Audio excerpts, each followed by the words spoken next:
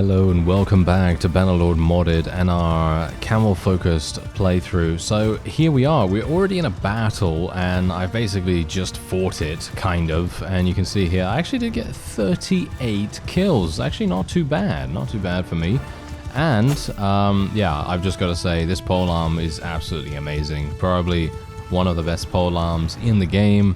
If you want to get it, you should probably take a look at it after this when I check my inventory. I'm going to show you, because obviously this was actually recommended to me by one of you out there, and I was just thinking to myself, wow, if there is a better weapon than a long glaive or a Manavleon or anything like that, yeah, give that to me, because that seems super fun. You know, anytime you could find a weapon that is something you've never used before and you'd never really think, oh yeah, that's the thing we really wanted. Oh, Forim was killed. Okay, that's actually a big deal. Because what's funny is I was the one in that particular battle to eliminate him. I literally took him out, and as a result, he literally died. He just went, boom, okay, I'm dead. Yeah, that is literally what happened to him. I am super surprised about that. Okay, well, that's good, I guess. That's actually pretty decent for us. And you can see here that I was actually going to go over to Tile and attempt to besiege it. But unfortunately, we've suffered so many casualties, because there was actually another fight that I participated in where I did an auto-resolve. And let's just say that the auto-resolve didn't go as well as it could have, and we did actually end up taking quite a few casualties, but mostly the casualties were, of course, wounded. You know, they were all knocked unconscious and so on and so forth, so that's obviously the reason. Anyway, we are going to take a look at our little weapon here, and I'm just going to show you what it is. This is what it is. It is absolutely amazing. Cutting polearms are usually always absolutely amazing anyway, so it's not really something that is going to be a surprise, but this is definitely one of the best, if not the best, that I have ever used. And obviously you're going to have a wide variety of options. You can obviously use a Manavleon if you prefer something with a little bit less reach, that has a bit more speed, that you could maybe use in a normal situation, like in a siege or any kind of close quarters combat. And apart from that, obviously you can use a long glaive or a regular glaive, and you know, those things are going to be absolutely fine as well if you want to, but this one has definitely proven itself to be absolutely incredible and super fun to use as well. Anyway, I'm just going to sell a whole bunch. I wish I could click faster, but I can't. There we go. Get it all out of there. There we are. All right, fantastic. We've got enough food and everything. So what I'm actually planning on doing right now is I'm actually going to make my way back to Aserai territory, because I would like to recruit some people from there. Obviously, we do have a number of people in my prisoner's hold at the moment, and we're obviously going to be converting those, but it is going to take me quite some time to convert every single one, so it makes no sense for me to really, you know, bust a gut trying to, you know, get all of that, you know, working and everything, because let's face it, I might as well just do things the other way around, and then we're going to be in a much better position, you know. Just make sure that we have the noble troops available to us, and we've got marshals coming in right here. All right, so what's this? Influence of the ruler clan is reduced by 1 per day. Yeah, sure, why not? I don't care about that. I'm making so much influence right. Well, actually not. Actually not. I was okay. I was actually thinking I was making much more than that, but oh well, never mind. We've done it now. So yeah. Anyway, we're fine. We can just recruit from here. I have a maximum company size of 329, so you see my dilemma, because obviously what I want to do is I want to try to maximize my company size here, and if I can do that, then we are going to be in a great position to launch our counter-offensive against the Sturgians, because obviously the Sturgians right now, they are a bit of a thorn in our side. I was kind of hoping that we could focus on someone else. You know, obviously in the previous episode we were kind of forced into making a peace agreement with the Northern Empire, even though, to be fair, I don't know, I'm still a little bit reeling from that, because I thought to myself, no, we don't need to make peace with them, but yeah, actually, I feel like it was a pretty decent idea now that I think back on it, but it's something that is a bit, you know, it grinds my gears a little bit that we had to do it, you know, rather than being able to focus on the Sturgians as we would like. I actually have a bunch of Sturgians in my in my prisoner's hold here, so I am actually going to just execute them. I'm literally just going to execute them straight up, because I want to make sure that if they do attempt to, you know, come back and attack us, some of these were some of the more powerful vassals as well. So if they do try to come back and attack us, we are going to have a nice power spike, shall we say. A nice power spike for us, which I very much appreciate. I don't really want to take regular troops if I can help it. We have now gained the deceitful trait. Yes. What's actually really funny about all these traits and everything is I actually don't know how you get all the others. How do you get all the other traits? Because from my reckoning, if we take a look at Bruce right here, yeah, so you can see here he only has the deceitful trait, but I'm pretty sure that if you look at, like, for example, this guy, how do you get this? Because obviously it says everything you need to know about it. Honor represents your reputation for respecting your formal commitments, like keeping your word and obeying the law. I'm going to assume that that means, well, probably not executing your enemies, right? Probably not executing your enemies, first of all. However, apart from that, how do you get this particular thing? Because I have never gained a positive trait in my entire time playing the game. Is that just me? I don't know. I'm actually not entirely sure whether I even remember whether I've picked up any positive traits, but I'm pretty sure I haven't. Like, for example, look at this. Merciful. I have let so many enemies go, and I would probably consider that to be merciful, wouldn't you? I think that would be merciful, but maybe that's not how the game sees it. So that's the point. I just don't know. So it's a bit of a weird situation, because on the one hand, you kind of want to... I mean, I don't even know what these traits really do, to be honest, with the exception of being usable in some conversations, most notably to try to get, try to get someone interested in you so that you can court them if you so desire. But that's pretty much it, you know? That is literally pretty much it.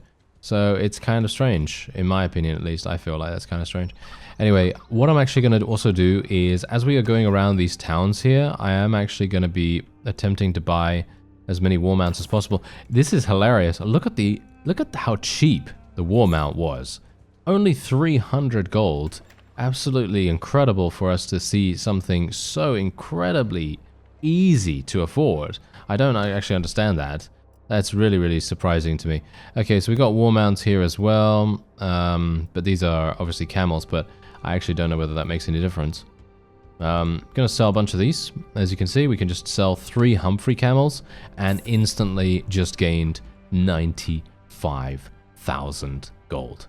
Actually incredible. So what we can all otherwise do, for some reason, incredible is my, word of the day today, apparently. So yeah, hopefully I won't continue to use that. Yeah, that's great.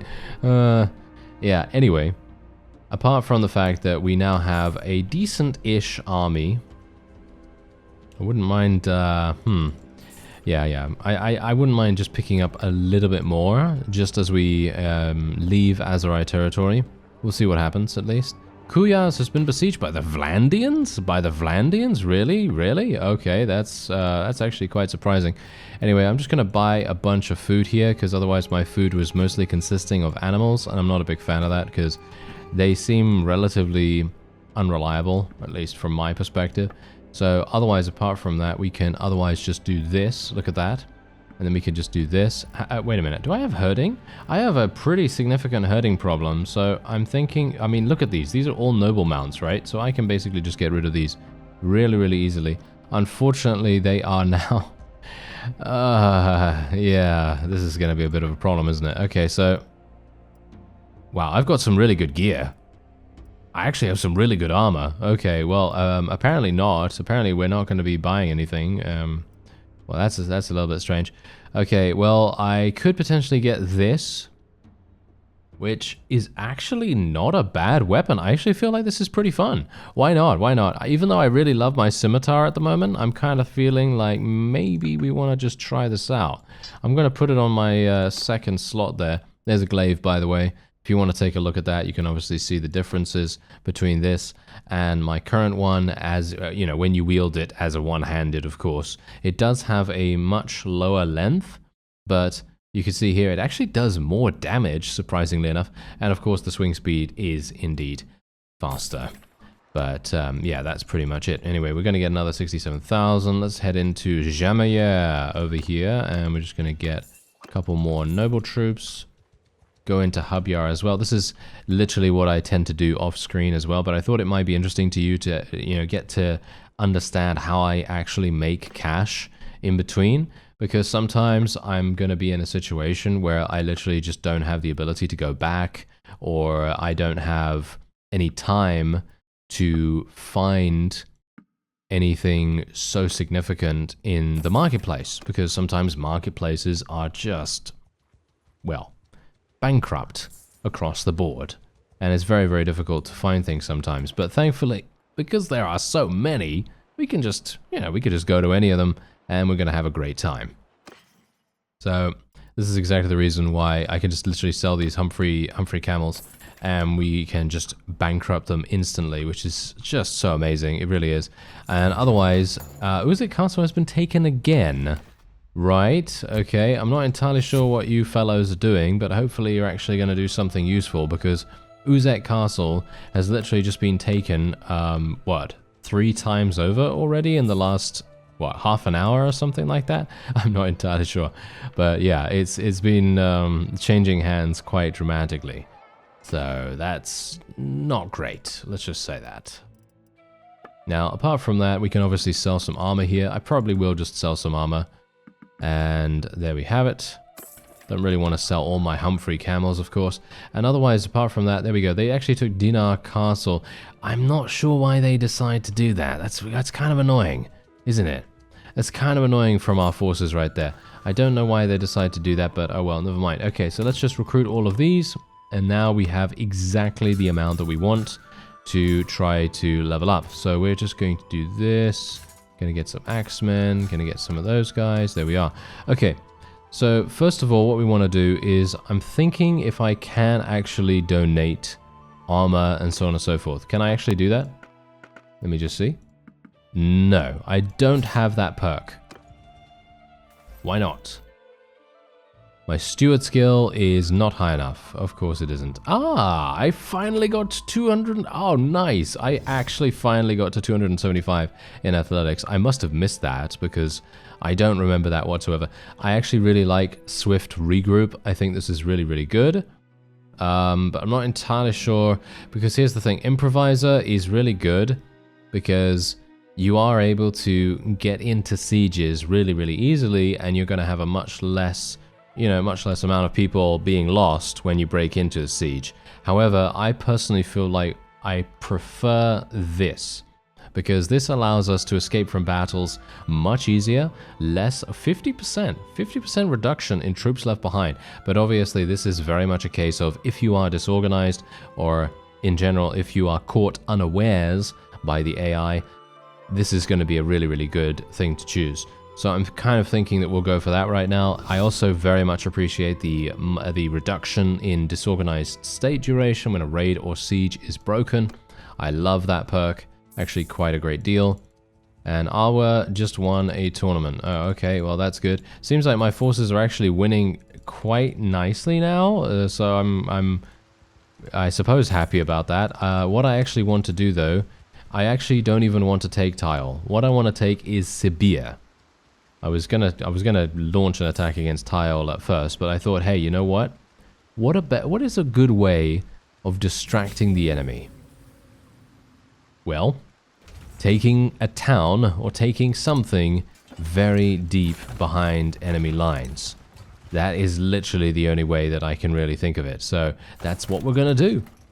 Alright, here we go. Let's do this. I unfortunately did have a huge amount of problems even destroying the enemy's siege equipment. And yeah, you may be thinking, well, what? How did that happen? Well, the catapults, they had so many catapults made in advance that they were literally just putting them back out there instantly.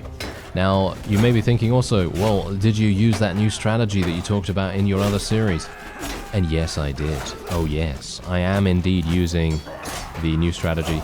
which I am very much looking forward to here. Wait a minute, where's my... Ah, there we go. Here's my other weapon, by the way. This is the Cascara, and I'm actually wondering how good it's going to be.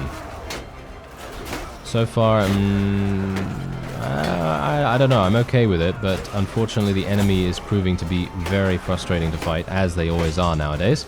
But otherwise, apart from that, it does good damage, as you can see. It does great damage. So yeah, my new strategy is to put out a bunch of catapults. This was told by me, told to me, shall we say, by someone in the comments, and I was like, whoa, okay, that sounds cool, you know, sounds fun. And that's exactly the reason why I'm giving it a go now, and it is actually providing us with a great deal of crowd suppression. It has a lot of different ways for us to eliminate enemies that aren't just going up to them and smashing them in the face, you know? It's very good. So that's kind of what I'm really thankful for, actually. It is making a big difference to that. And we were actually seeing a bunch of bombardments earlier on in this siege, which does allow us to eliminate the enemy's garrison and defenses and so on and so forth, and hopefully cause a little bit of morale problems as well, which means that they're going to retreat a lot earlier. And, well, that's obviously good, because we want to make sure that we don't take too many casualties here. I'm actually very much loving the fact that we have 275 in athletics as well, because if we do have that, obviously we have more HP, you know? We have more HP, and that enables us to do even more damage, because we are going to survive that much longer. But you can see here, these enemies don't really have anything on us right now. They are literally unable to do anything, and I am hitting them really quite well with my one-handed. I'm actually super surprised that it is killing things in one hit, even though the scimitar was doing a similar thing, and I think this does more damage, doesn't it? I think this does more damage, but the scimitar feels better. I don't know how I can really quantify that to you, but the scimitar feels better when wielding it. I don't know. Look at it. It just feels better. It feels like it's got a nice flow to it. I don't know. Maybe that's just me. Maybe it's like a mind thing, you know. But it does. It feels a lot better than the Cascara, which is funny because the Cascara is obviously a lot more expensive, and I'm not sure why these guys are running into the into the wall, but that was funny. Alright, there you go. We were able to take that super easily, actually. Obviously, this is just because the militia were the only ones defending there, because they only had 2 days worth of food, and it took me about a week or something like that to even create everything that we needed to go in there. So yeah, anyway, apart from that, let's actually have a look here. Do we want anything else? Sturgeon Horse Raiders. They could be pretty good. Maybe we want to take some of those. There we go. All right. I mean, I've got the space, so I might as well, right? You know, if you have the space, you might as well. Now, I do have a lot of prisoners available here, but I'm not sure if we really want to bother with that anymore. I mean, I've got a pretty decent... Oh, Balticand actually got taken. I'm going to give that to Mr. Captain Falcon. He's obviously doing a fantastic job, and I'm pretty sure he's the one that probably took it anyway. But we'll see. Oh, declare war on the Aserai. The Aserai will devour all of Calradia if we do not stop them. That is such a weird thing to say. I gotta say, I actually agree, to be honest. I actually very much agree on that. However, I don't think we can do that right now, but look, I'm gonna literally have to spend 640 influence to be able to stop my vassals from basically throwing us into the fire, quite literally. Wait a minute. They are actually at war against 2 other factions. That kind of makes me a bit... Okay. I know what I'm going to do, alright? I know what I'm going to do. We are going to travel to a... Wow, this is an amazing town. Look at this town. It's done. It's literally done. It has absolutely everything that you could want. Upgraded to tier 3. Whoever owned this beforehand was an absolute monster in regards to building things. So that's nice. Nice for them, of course. Okay, so there we go. Let's just get a bunch of cash. And Sibir has been taken. So what I'm going to do now is I will literally just go to Varnovopol. Obviously, there's a bunch of militia in there already, so that's all that really matters. Urexkala Castle has been taken as well. And we are hopefully going to be able to distract the enemy long enough for them to come over here and potentially attack us. If they do decide to attack us, then I will have the rather wonderful opportunity to murder as many people as we'd like, and hopefully weaken the faction dramatically. But we will be looking to make peace somewhat soonish, then we'll see what happens after that. Alright, here we go. We're heading in once more. We've got a bunch of catapults. As you can see, look at this. They are bombarding them immediately. Immediately. We're getting some kills and being able to inflict damage to the opponent, which is exactly what we want, of course. Now, that's one thing that I feel like we really need to do a little bit more of. I'm very much hoping that my catapults... Look at that! Nice damage! Look at it! We're actually getting some damage out right here immediately without having to worry, without having to wait. We're not getting any kind of reprisal from this whatsoever either. We don't have to worry about any kind of damage incoming on us. Look at it! You see the amount of damage that's currently being dealt right here? This is nothing that my own forces are doing. This is literally just the catapults being able to, you know, bombard the opponent without any kind of issue. And that is exactly what we want to see. Absolutely every single time we want to see that. And that's the reason why, I suppose, the person that suggested that to me told me about it, because it's just great. It's absolutely fantastic. Really nice strategy right there, because it does lend itself to being a lot easier for us to be able to get into the battlements initially, maybe have slightly less defenders on the battlements themselves, because obviously we're going to have to worry about archers and everything, and these guys are putting up a great fight by just holding right click. That is generally what they do nowadays. They literally just hold right click. No offense, because obviously, you know, some people like it that they're much more defensive. For me, I feel like that's, well, kind of annoying, because they literally just hold right click. That's all they really do, you know. But yeah, apart from that, obviously we are actually going to be able to get in here in just a moment, and hopefully I'll be able to get to the enemy's archers. That's kind of what I want to... Oh, hello! What? How was I even able to do that? I think that was... I don't think that was allowed, to be honest. I mean, it is obviously allowed, because they, you know, got me up there and everything, but I think that's quite funny. Okay, there we go. Get these guys dead. Nice. There we are. And can I get... can I actually get up there to the archers? That's the question. Yes, I can. Oh, they could actually shoot me on the ladder. That would be absolutely hilarious if they do that. Oh, no, they didn't. Okay, they're just literally ignoring me for some reason. Oh, yes. Hashtag AI things right now. Yes. Because they literally saw me coming up here, covered in the blood of their comrades, and they thought to themselves, yes, that sounds like a great idea. Let us just let him come up here. That sounds wonderful. And yeah, well, they did, and now look what's happened. Now they are all dead, and they're not going to have cupcakes after this siege. No doubt, no doubt. Yeah, but it's a lot of fun to actually fight behind enemy lines like this, to be honest. I actually really enjoy it, especially with the scimitar. I'm not sure what it is about the scimitar. I think it's just got the sweet spot of speed versus damage. Maybe for me, I don't know. Because I don't really... I don't know. I don't know, the Cascara, I mean, look at it, okay? Look at the Cascara right now. We're using this instead. And for me personally, I think it's still a good weapon, but maybe it's just a little bit more low profile. Maybe that's the reason why I'm not such a big fan of it, because the scimitar has a much chunkier blade, if you'll excuse the technical terminology. You know, chunkier, of course. But that's the point. It does have a much chunkier blade, so that means that maybe the mind, or should we say my mind, is interpreting that as being more satisfying to watch. I don't know. Maybe that... I don't know. Maybe that's it. Maybe that's it. But obviously you can see here that the Cascara is actually quite good. I mean, you can see it does pretty nice damage, and it, you know, all intents and purposes, it might actually be better than the scimitar.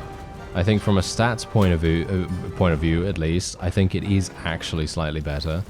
So, you know, that was the reason why I initially purchased it. But what we have to remember is that stats actually don't really make that much of a difference. Yes, sure, yes, okay. Let me just elaborate real fast, because I'm not saying that if you buy a weapon with 5 damage on it, that it's going to be as good as a weapon that has 50 damage on it. No, of course not. That's not what I'm saying.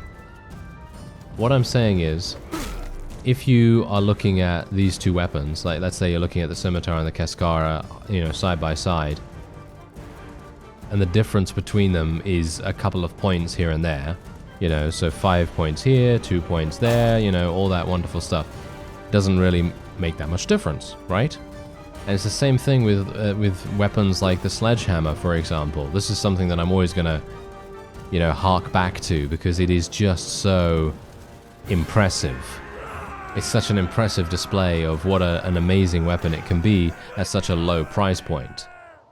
Because in my other series, I'm using a sledgehammer, or shall we say, I'm using a two-handed mace nowadays, and it's fantastic. It's absolutely fantastic. It's literally one of the best weapons that I have ever used. And you wouldn't think so, you know? You wouldn't think so. Just looking at the stats, you know, looking at the stats, you'd think to yourself, this is not a particularly good weapon. And that's how it goes across the board, pretty much, you know? You mostly think, this is not a particularly good weapon, but then all of a sudden, it turns out that it's probably one of the best weapons you've ever seen. And that seems to be, you know, a common theme most of the time. I don't really want to decline them attacking the Western Empire. I don't know why we are declaring war against the Western Empire right now. I don't really want to do that. You know what I want to do? I desperately want to declare war against the Aserai, but I wanted to take a couple of Sturgian towns first. So I'm actually going to decline the Western Empire declaration here. I'm going to take a look and see what we can do with the diplomacy screen. I'm going to see what's happening with that right now, and then we're going to make a decision on what we want to do after that. Because what I also want to do is I want to sell a bunch of our prisoners here. We have so many of these guys. Let's get rid of them. There we go. Nice and easy. Yeah, we can get rid of a couple more here, I suppose. There we have it. Okay, so let's recruit all these. There we are. We're getting 11,000. Oh, increase my roguery skill. Oh, it's been a while since we've increased my roguery skill, hasn't it? Yeah, well, there you go. We've got 148 now. We almost have 150. And let's just sell a couple of extra things here. Let's sell some of these things, I suppose. Might as well. I'm sorting by value right now as well, which is probably not the greatest idea, to be honest. That is probably not very good at all. Yeah, but otherwise we're just going to be placing a bunch of dinars in here. I'm actually kind of hoping that they did not take Sibir back. I know that it was under siege, but no, they took it back. Oh, really? Oh, you imbeciles. I'm very irritated right now. Oh, it's actually not even that bad. It's not even that bad, because Taliesin is doing an absolutely amazing job right there. Yeah, so, oh yeah, they have a pretty significant garrison in there as well. Okay, I'm gonna speed things along just a little bit. And we're just gonna vote for someone to take control of this. I think, I guess Zemina can probably do a relatively good job there. Now, what I'm gonna do is I'm gonna wait until they have taken Vladiv Castle, or I'm gonna wait until they are defeated, because apparently they are apparently they just got defeated, which is hilarious. Okay, so oh yeah, I also need to buy some food, so let me go and buy some food.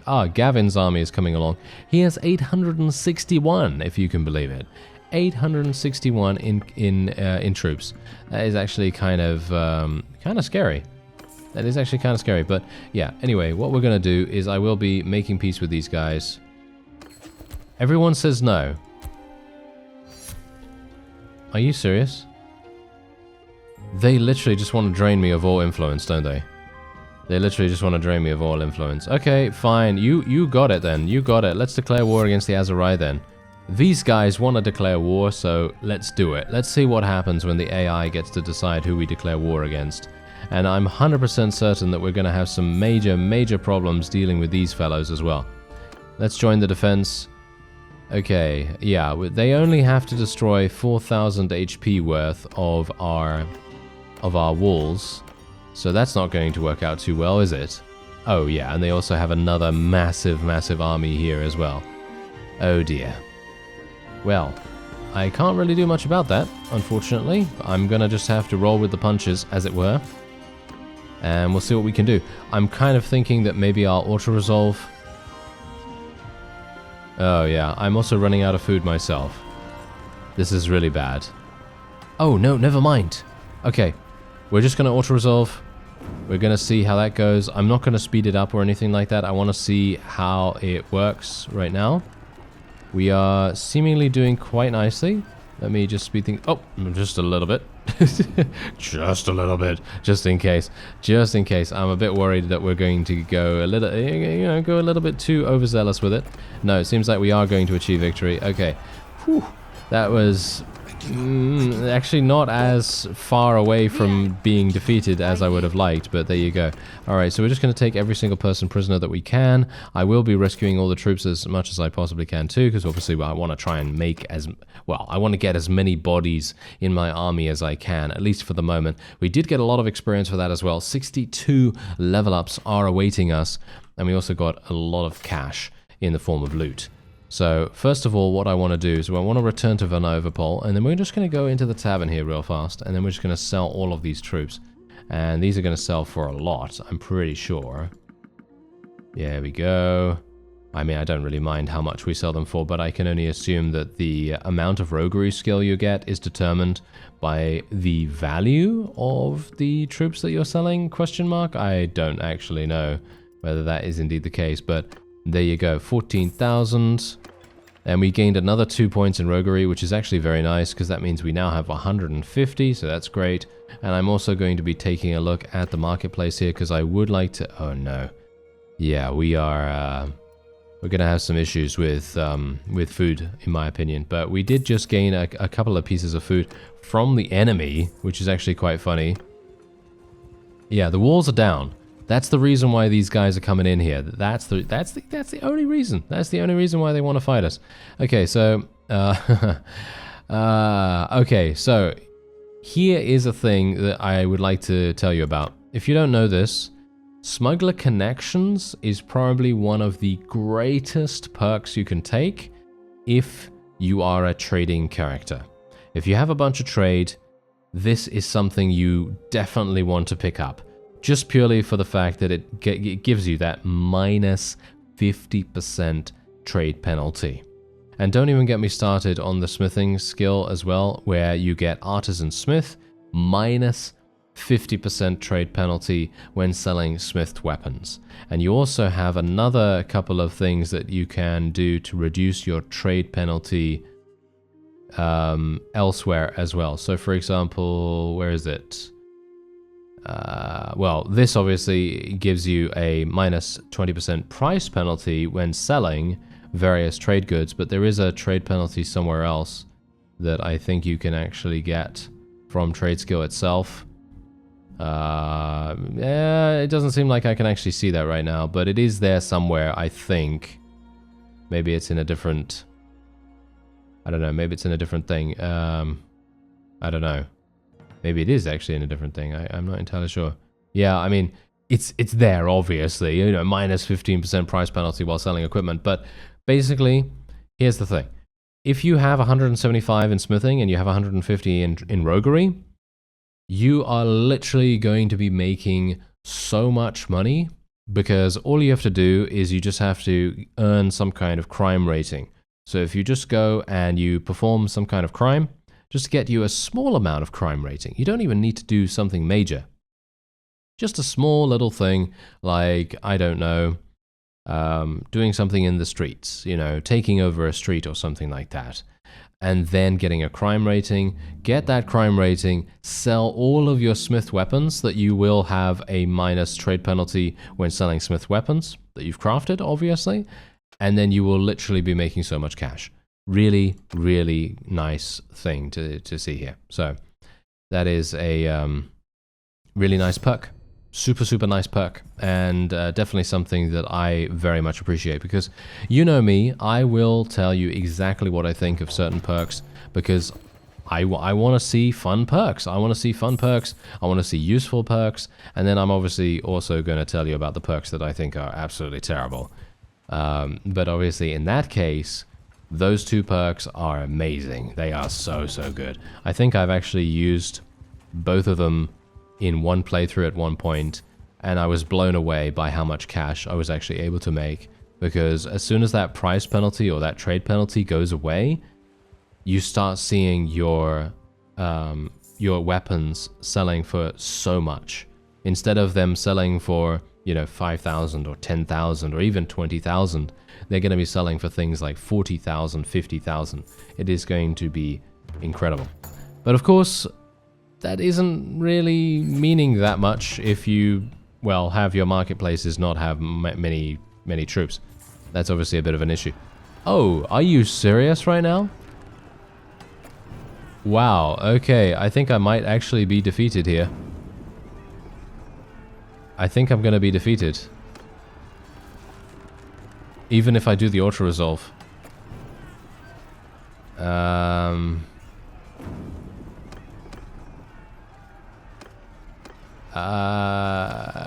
Yep. Well, there you go. That is indeed it. There's the defeat. I can attack solo. That is not really going to do much, is it? That is not really going to do much. You see, now this is the reason why I wanted to make peace with the Sturgians. That is exactly the reason why I wanted to make peace with them. Okay, so I'm going to go in here just purely for the fact that I think it's going to be hilarious. And also, I have no idea even what I'm going to do. What is a good way for me to defend here by myself? Staying on my camel, I guess. Right? Yeah, I guess staying on my camel. Or... oh no, they have bowmen, don't they? The only thing I could really do...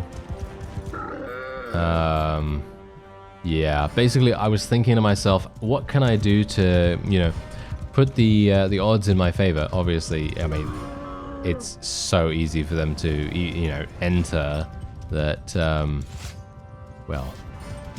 nothing really, you know. I mean, I can kill a couple of people here. But this is funny in itself. I'm not entirely sure. What are you guys doing? Are you actually wanting to... are you serious right now? Are they actually being serious? If you're not serious, you could just give me back all my troops and then we'll, you know, have a great time. You know what I would actually love to see? Instead of like the you know, this sort of standard siege combat, I'd love to see the enemy have to take something like a flag or whatever, and or just, shall we say, have them stand in a particular location that enables them to take the keep. Because you see how weird this is right now? You see how weird they're acting? Because obviously they could just swarm me right here. They could literally just swarm me. I mean, obviously they have a bunch of thrown weapons, and they are going to inevitably kill me. But I find it quite funny because it's like, well, I mean, look at this. Look at what's happening. They could just all attack me. I mean, I'm waiting in here on purpose because I know that I'm going to die anyway, so I might as well just die now. But the point is, what were they doing right there? Why weren't they coming at me really, really aggressively instead of just hanging back so weirdly like that? Anyway, I guess it doesn't really matter. We have been taken prisoner, and they have managed to take Varnovopol, and I'm very much hoping that they will allow me to make... Of course you're wanting to make peace now, you absolute imbeciles. The AI in this game is so weird. Really, really weird sometimes, because literally, just look at what happened. I wanted to make peace with the Sturgians, they all voted no, and now look what's happened. Now I'm all by myself. Look at this. Now I'm all by myself, and I have no food. I have no people, and I literally have no food. I literally have no food whatsoever. That is hilarious, isn't it? That is so great. And I have no loot either, which is even worse. Well, at least I'm in peaceful territory with the exception of the various sea raiders around here. So I guess what I'll do is I'll literally just go in here and recruit one person. Yes. I'll just recruit one person. That sounds great.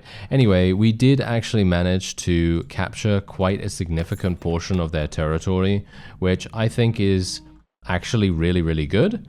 And we are at war against the Aserai now, and only the Aserai, which is really, really nice, actually. So I'm very much hoping that my vassals will start actually doing something decent, and they won't be super useless. Anyway, that is going to be it for this episode. I'm going to go and, well, I don't even know, slap some people, apparently, because these vassals that we have, so-called vassals, decided to just screw me over very royally. And yeah, what I'm otherwise going to do is I'll probably just go and run around random territories right here and just try to recruit as many troops as possible, because unfortunately I won't be able to go to Aserai territory without being attacked dramatically, and so I'm not going to be able to use any camel-based units, at least for the moment. Otherwise, I thank you very much for watching, and I'll see you next time.